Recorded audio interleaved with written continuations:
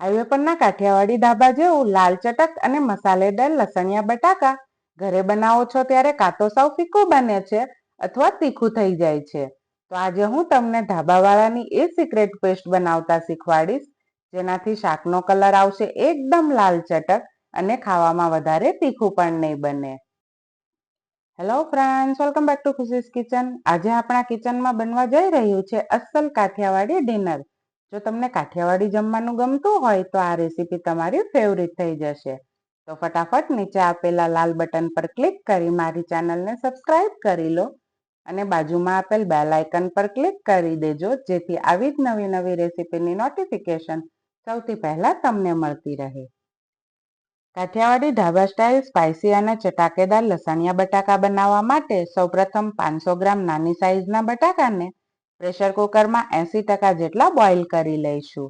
બટાકાને 100% જેટલા બોઇલ નથી કરવાના, નહીં તો શાકમાં બટાકાનો છૂંદો થઈ જશે.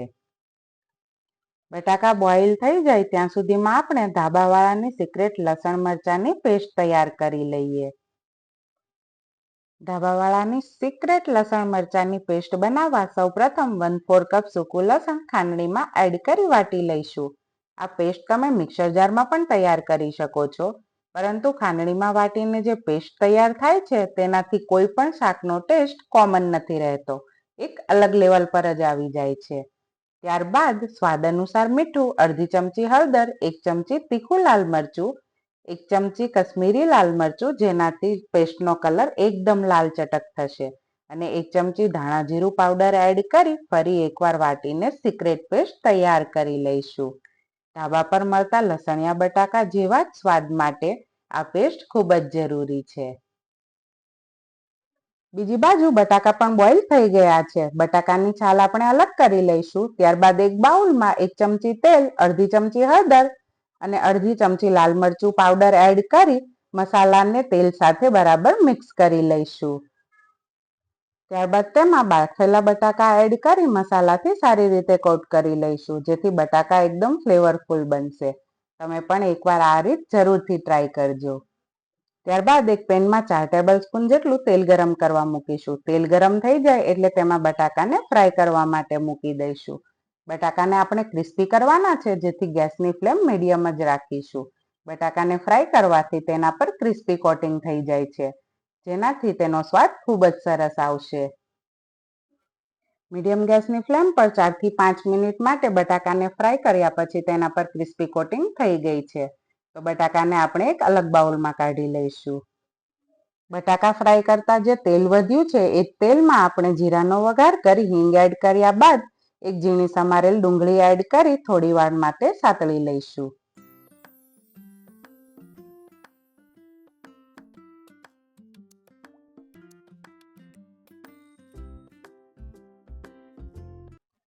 ડુંગળીમાં ગોલ્ડન બ્રાઉન કલર આવી જાય ત્યારબાદ તેમાં લસણની પેસ્ટ એડ કરી દઈશું અને ફરી તેને થોડી વાર માટે સાતળી લઈશું. એકાદ મિનિટ જેવું સાતળી લીધા બાદ તેમાં ટામેટાની પ્યુરી એડ કરી બરાબર રીતે મિક્સ કરી લઈશું. ટામેટા પ્યુરી એડ કર્યા બાદ બરાબર રીતે આપણે મિક્સ કરી લીધું છે. હવે ગ્રેવીને 2 થી 3 મિનિટ માટે સાતળવા દઈશું. ત્યારબાદ સૂકા મસાલામાં સ્વાદ અનુસાર મીઠું, અડધી ચમચી હળદર અને અડધી ચમચી કશ્મીરી લાલ મરચું એડ કરી બરાબર રીતે મિક્સ કરી લઈશું અને જ્યાં સુધી તેલ છૂટું ના પડે ત્યાં સુધી ગ્રેવીને સાતળી લઈશું. ફ્રેન્ડ્સ, ગ્રેવી જ્યાં સુધી સતળાય છે ત્યાં સુધીમાં ફટાફટ એક વાતનો મને જવાબ આપો. આ ગરમા ગરમ લસણિયા બટાકા સાથે તમને શું ખાવાનું વધારે ગમશે? બાજરાનો દેશી રોટલો, ભાખરી કે પછી પરોઠા? ફટાફટ નીચે આપેલા કોમેન્ટ બોક્સમાં તમારો ફેવરિટ ઓપ્શન લખો. અને જો શાકનો કલર જોઈને અત્યારથી જ મોઢામાં પાણી આવી ગયું હોય તો વિડીયોને એક લાઈક જરૂરથી કરી દેજો.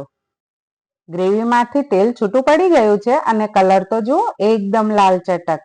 હવે આપણે બટાકા એડ કરી ગ્રેવી સાથે બરાબર રીતે મિક્સ કરી લઈશું.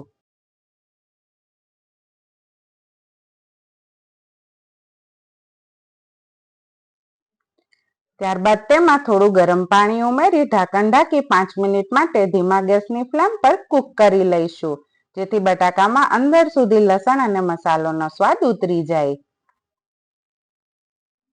વાહ, ઢાંકણ ખોલતા જે સુગંધ આવી રહી છે, આખું ઘર મહેકી ઉઠ્યું. હવે ઉપરથી આપણે થોડા લીલા ધાણા સ્પ્રિંકલ કરી દઈશું. શાકનો રસાવાળો સ્ટ્રક્ચર અને તેલની તરી લાગે છે ને એકદમ રાજકોટના હાઈવે પરના ધાબા પર જમતા હોય એવું લસણિયા બટાકાનું શાક. તો ધાબા પર જવાની હવે જરૂર નહીં પડે. મારી આ રેસીપીથી ઘરે સરળતાથી આ રેસીપી તમે ડિનરમાં બનાવી રોટલા સાથે એન્જોય કરી શકો છો. તેમજ જેને તીખું ખાવાનો શોખ હોય તેને આ રેસીપી અત્યારે જ શેર કરી દો.